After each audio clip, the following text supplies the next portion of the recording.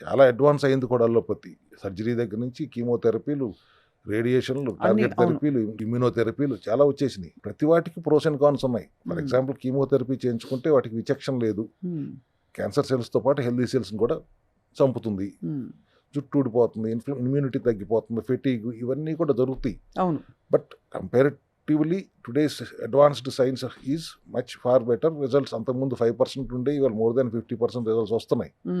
But ఇవాళ research, ప్రపంచవ్యాప్తంగా జరుగుతున్న రీసెర్చ్ ఏంటి? ఆ క్యాన్సర్ కణాలకి ఇంధనం అందకుండా చేయటం ఎలా అనే దాని మీద నడుస్తాను. అదే మూల సూత్రం. ఇండియా ఎందుకంటే పైనుంచి ఎంత చంపినా కూడా లోపల జరుగుతున్నది అది మెటాస్టాసిస్ అయిపోతుంది, స్ప్రెడ్ అయిపోతుంది కదా. అది డిఎన్ఏకి అనుగుణంగా పనిచేయట్లేదు, డిఎన్ఏ డ్యామేజ్ అయిపోయింది, ఇది మల్టిప్లై అవుతుంది. క్యాన్సర్ కణాలు మల్టిప్లై అవుతాయి, హెల్దీ సెల్స్ ఎడిషన్స్ ఉంటాయి. 1+1 2 2+2 4 అట్లా పెరుగుతుంటే క్యాన్సర్ కణాలు 2x2 4 4x4 16 16x16 81x81 అట్లా మల్టిప్లై అయిపోతాయి. దానివల్ల స్ప్రెడ్ తొందరగా వెళ్ళిపోతుంది. ఒక చోట వచ్చింది వేరే చోట్లకి అన్ని స్ప్రెడ్ అయిపోతుంది.